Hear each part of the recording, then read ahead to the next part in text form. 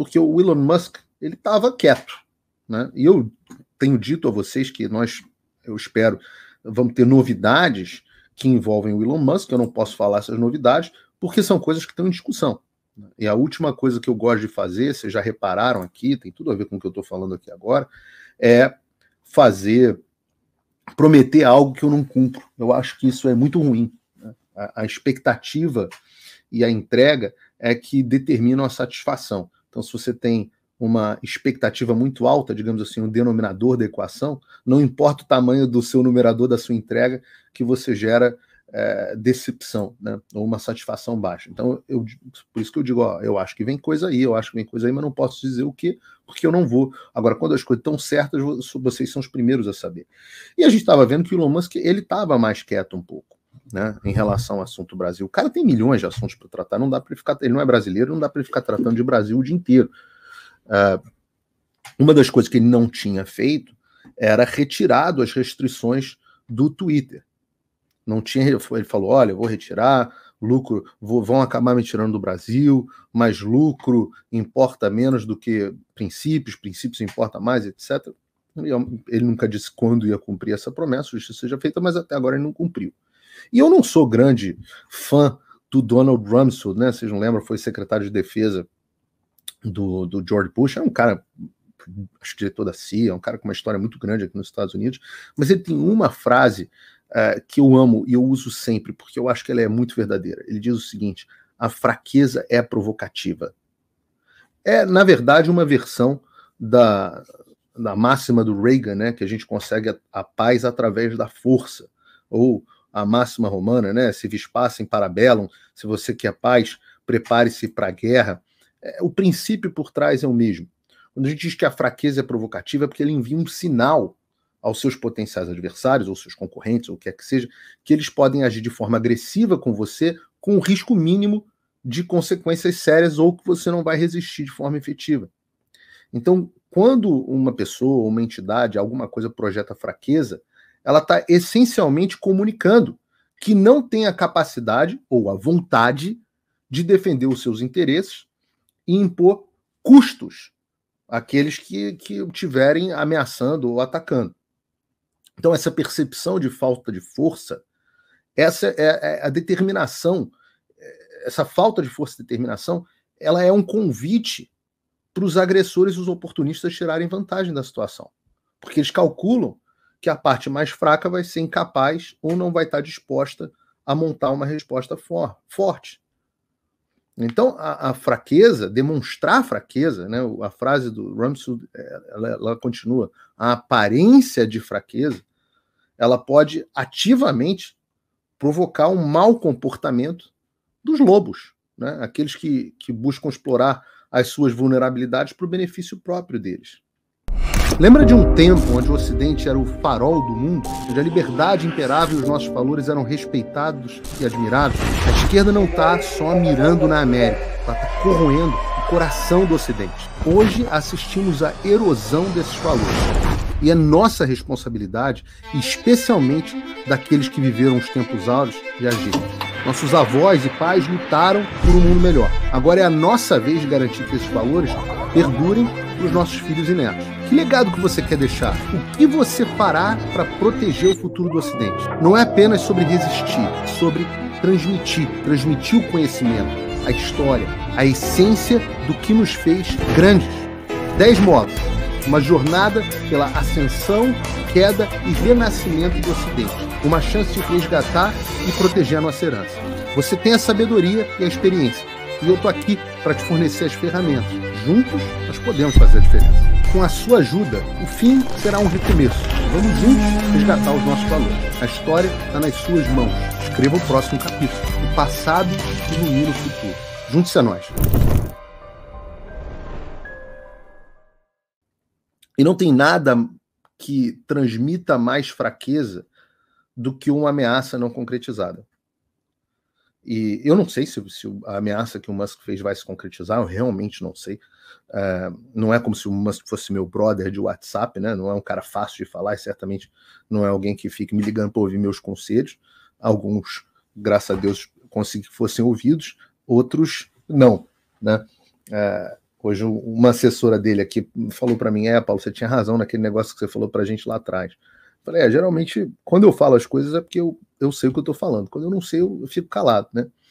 Mas o fato é que você fazer uma ameaça grave e depois ter o seu jurídico fazendo o oposto, e você não cumpre essa ameaça, você passa uma imagem de fraco, de fanfarrão. Essa foi a história. Lembra do acabou, porra? E depois não fez nada?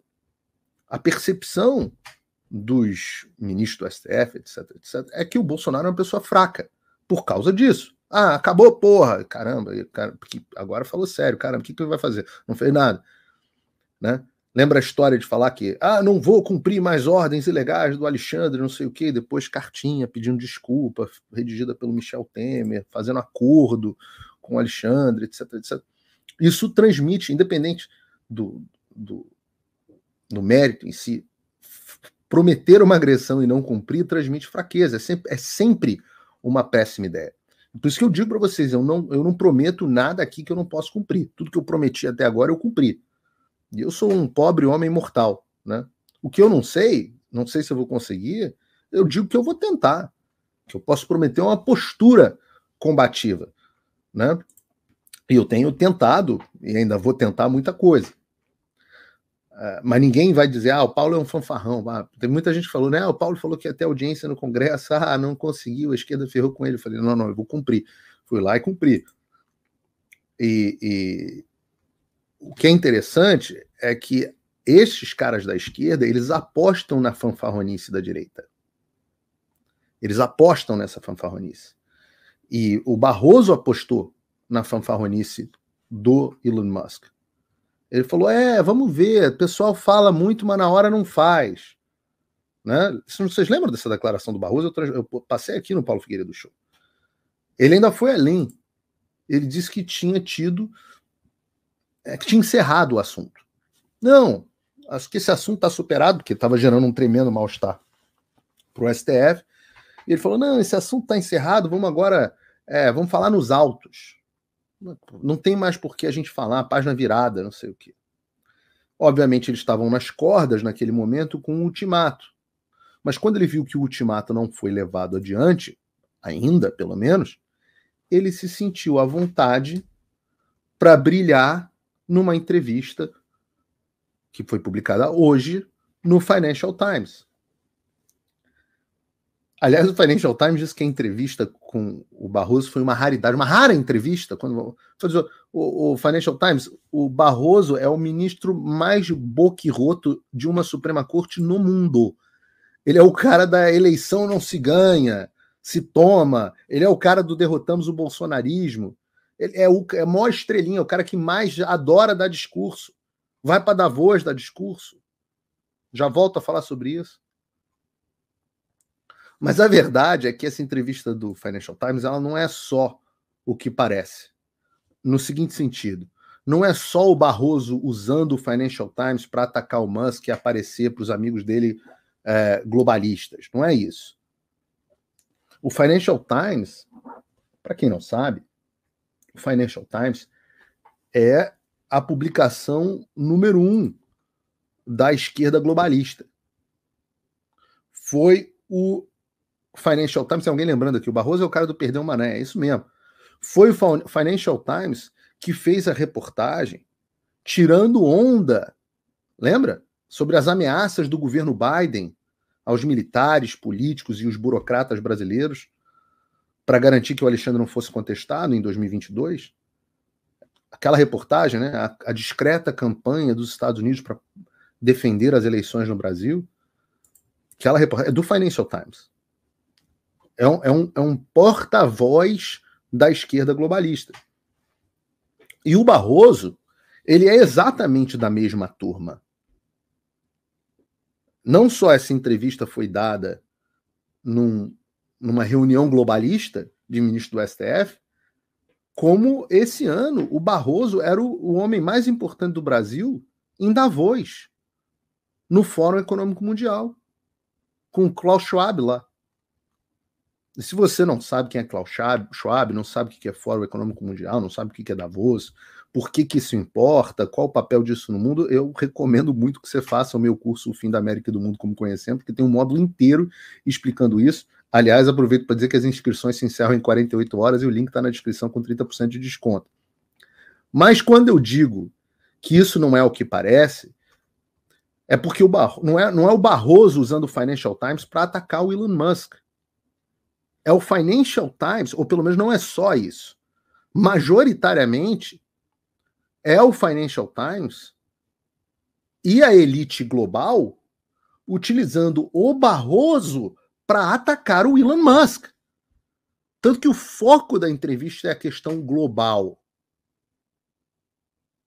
E a gente pode ver a entrevista aqui, eu vou ler com vocês, pelo menos parcialmente, a entrevista.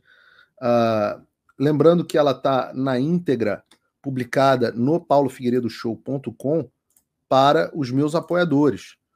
Então, se vocês quiserem entrar aqui no site, podem assistir, podem ler, os meus apoiadores podem ler a entrevista como inteiro. Se você não é meu apoiador, você pode ser meu apoiador muito facilmente. Mas está aqui, ó. Financial Times, Barroso rebate Elon Musk após decisões sobre o ex-Twitter. Eis a íntegra. Aí está aqui, o presidente do STF do Brasil criticou Elon Musk depois que o bilionário atacou ordens judiciais direcionando sua plataforma X, ligando Musk a um movimento internacional de extrema-direita, que ele chamou de destrutivo e com intenções de destabilizar democracias. Musk, que se declara um absolutista da liberdade de expressão, acusou no mês passado um dos ministros do tribunal, faltou aqui dizer o nome, né, Financial Times, de censura e de trair a Constituição e o povo do Brasil, depois que o juiz exigiu que o ex removesse perfis ligados a grupos de extrema-direita. Eu, por exemplo, sou ligado aparentemente a um grupo de extrema-direita, segundo o Financial Times. Mas uma rara entrevista, não tem nada de rara, a rara 89ª entrevista dele nos últimos 6 meses, o atual presidente do STF alertou sobre a crescente maré do populismo autoritário e disse que há claramente uma articulação da extrema-direita do mundo e Musk pode ser uma peça disso. Estamos lutando contra inimigos poderosos da democracia, disse o principal juiz ao Financial Times. E algumas pessoas invocam a liberdade de expressão quando, na verdade, estão defendendo um modelo de negócio baseado em engajamento e, infelizmente, ódio, sensacionalismo e teorias da conspiração. Essa maré do populismo autoritário é uma outra coisa que eu explico no curso do Fim da América, que, em resumo aqui, a gente pode explorar mais profundamente. Mas o que aconteceu?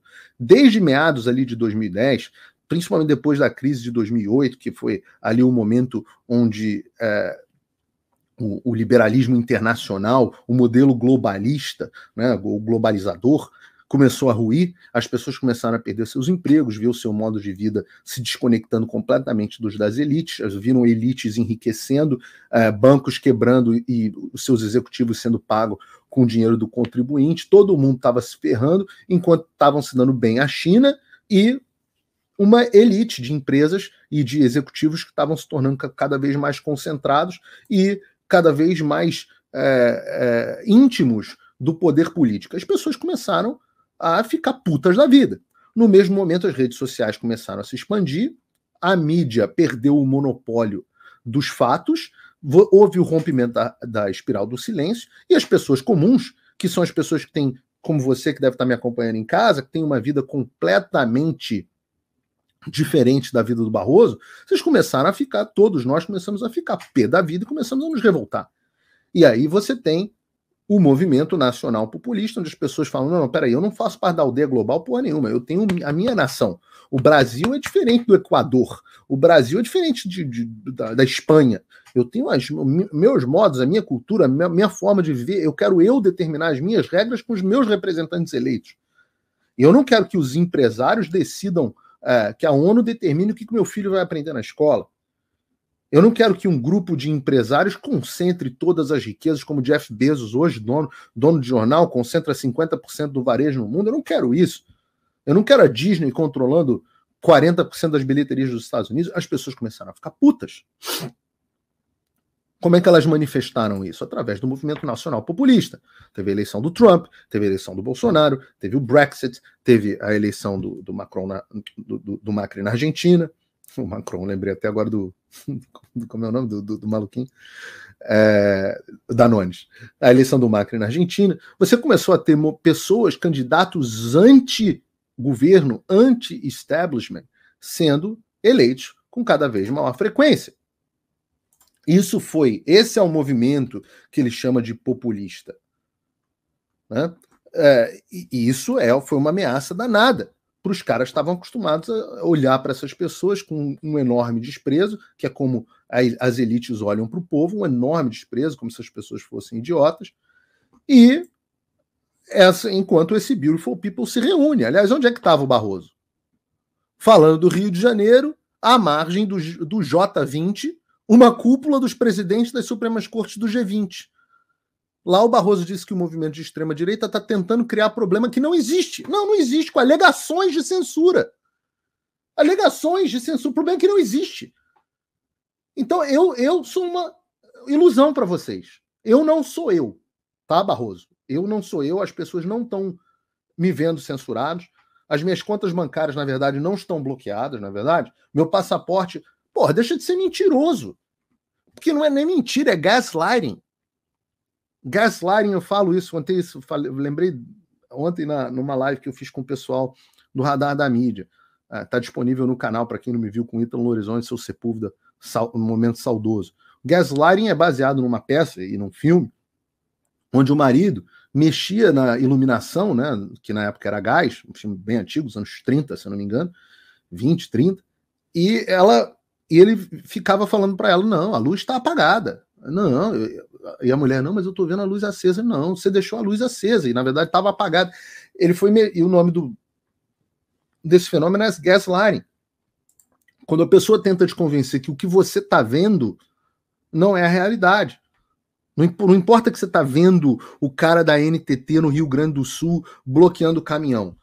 Vem a Daniela Lima e fala, não, isso é fake news, isso não está acontecendo, não. Mas eu estou vendo, tá aqui, tem um reportagem. Não está acontecendo. Você é um extremista. E aí a pessoa entra num verdadeiro estado de loucura. Aqui, os comentários de Musk foram aproveitados pela direita brasileira, incluindo apoiadores do Jair Bolsonaro, que adotaram o chefe como figura talismânica. Não significa nada esse troço. Após o ministro do STF, Alexandre de Moraes, ordenar a X que bloqueasse várias contas no mês passado, sem especificar os motivos da ordem, Musk respondeu que o ministro era um ditador e postou imagens zombando dele online. Musk inicialmente disse que a plataforma não cumpriria as ordens judiciais, argumentando que violavam as leis brasileiras. Isso é um problema. O X posteriormente mudou de curso e concordou em cumprir, mas está recorrendo à decisão do tribunal. Já tem mais de 100 recursos e o STF não olha os recursos.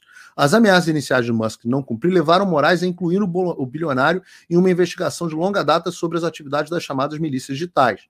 Nos últimos anos, o STF, Quero partir para as frases do Barroso aqui, ó. Como evidência dos riscos para a democracia... vamos lá, não, isso aqui, ó.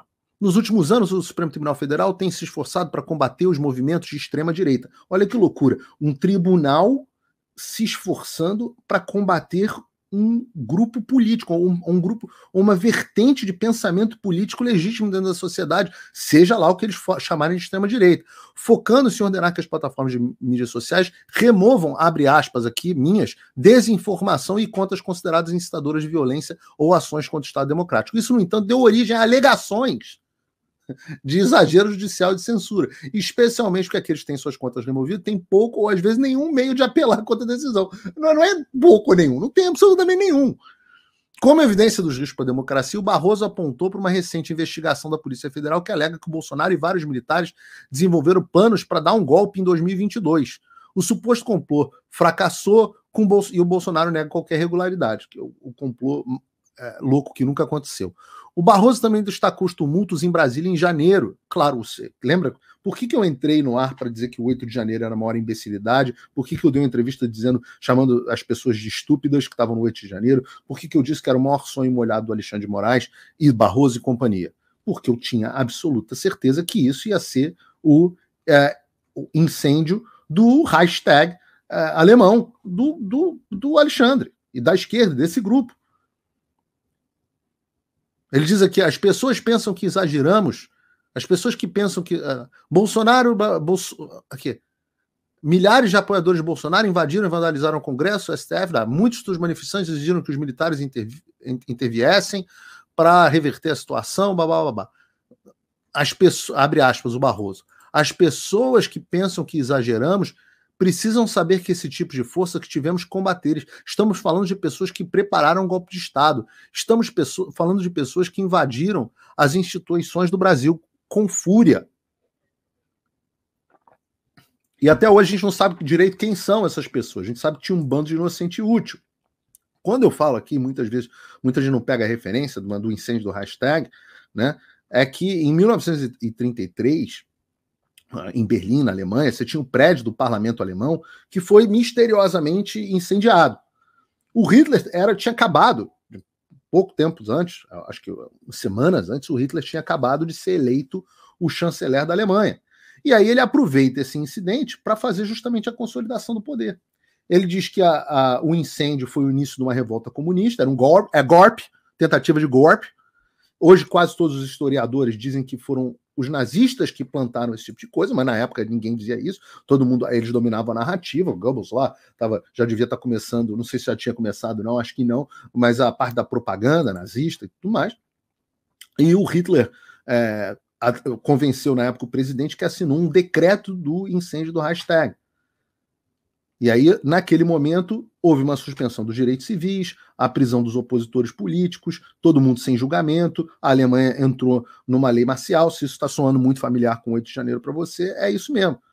Passaram algumas semanas, todos os opositores e oponentes políticos foram presos, e aí o Hitler conseguiu passar a famosa lei da concessão dos plenos poderes, que dava a ele o poder absoluto de promulgar leis sem aprovação do parlamento. Tá soando familiar para você? Tipo um presidente do TSE que aprova uma regra canetada para as redes sociais ele mesmo? Está soando familiar? Isso é a coisa mais velha do mundo.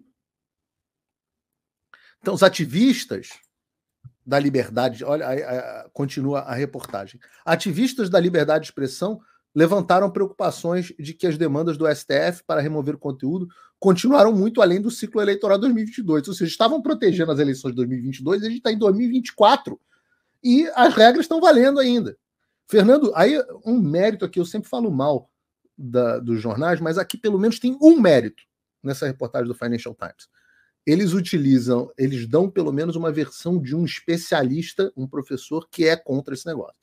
Por parte, ele diz assim, Fernando Schuller, professor de ciência política do INSPER em São Paulo, que tem sido crítico do STF, disse: foi criada uma ideia pelo tribunal de que cabe a eles defender a democracia. O erro é a suposição de que para defender a democracia você deve permitir ou tolerar a violação de direitos constitucionais fundamentais. Perfeito. Barroso admitiu que é difícil saber onde traçar a linha de liberdade de expressão e democracia, dizendo que sempre dependerá dos riscos que você está correndo. Ou seja, eles criam os riscos. Hoje está uma entrevista no jornal,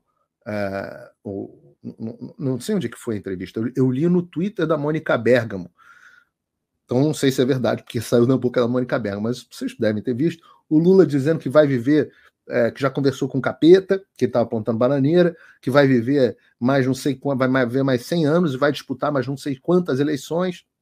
Isso, se fosse dito pelo Bolsonaro, era: meu Deus, olha o risco, a democracia, caramba, e agora? Mas como foi dito pelo Lula, tá tudo certo. Eu perguntei até o tweet da Mônica Bergamo, que ela não vai ler porque ela não deve usar VPN, mas eu perguntei lá no tweet dela, falei: e aí, Mônica, tá feliz? Você trabalhou duro para conseguir que isso acontecesse. Então o Lula não é uma ameaça para a democracia. Mas o Bolsonaro, que se quer dizer que ia disputar a reeleição, e não devia ter disputado mesmo, esse não era. Mas fiquem tranquilos, porque apesar de ser difícil traçar essa linha entre a liberdade de expressão e os ataques da democracia, o Barroso tem essa capacidade, porque ele é iluminado. Então fica tranquilo, confia no Barroso.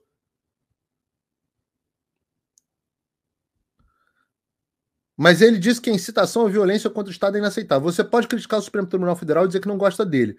Você pode até dizer algo pior. Não pode, não. Mas algo que você não pode dizer é vamos invadir os prédios e remover essas pessoas. Há uma linha clara entre essas duas coisas. Pô, imagina, ô seu picareta. Imagina se eu ia dizer uma coisa dessas. A sua corte tomou as minhas redes sociais, cancelou meu passaporte, eu estou censurado e eu nunca falei para ninguém invadir prédio público. Pelo contrário, quando as pessoas começaram a invadir o prédio público, eu fui o primeiro a entrar no ar, a contragosto da audiência, para dizer: vocês são estúpidos, saiam daí, vocês estão cumprindo justamente o que esses caras querem. Esse é o incêndio do hashtag deles. Você sente isso? A censura, a perseguição, o medo que se espalha como uma sombra sobre as nossas vidas? O fim da América, do Brasil e do mundo como conhecemos já está em andamento. Eu avisei. E enquanto muitos fechavam os olhos, o caos que eu avisei que viria começou a se desenrolar diante de nós, mais rápido e mais devastadoramente do que a maioria acreditou. Quando eu lancei o fim da América e do mundo como conhecemos, muitos duvidaram e houve até os que zombaram. A América já foi um farol de esperança e liberdade, agora afunda em uma decadência absurda. E como o pilar está destruído, todo mundo sente a queda. Conflitos militares reacendendo, ataques terroristas, nações em crise. E o Brasil não está imune. Perseguição ao ex-presidente Bolsonaro, a censura, a prisão de manifestantes e o expurgo dos patriotas. Tudo isso é apenas o primeiro episódio de uma longa série de terror e caos social em todo o mundo. Eu avisei. Todas as forças eu gritei sobre o que estava por vir. Fui perseguido, cancelado, demitido e censurado. Mas eu continuo aqui. Eu não vou recuar. Eu estou aqui para te preparar para o que ainda está por vir. A tempestade que se aproxima é devastadora, mas juntos podemos resistir. Podemos ser um farol em um mar de escuridão. O fim da América e do mundo como conhecemos não é apenas o maior curso de política atual já ministrado no Brasil, é também o seu manual de sobrevivência em meio ao caos. Quem já acessou, está preparado. Quem se formou, sabe o que está por vir e já está reagindo.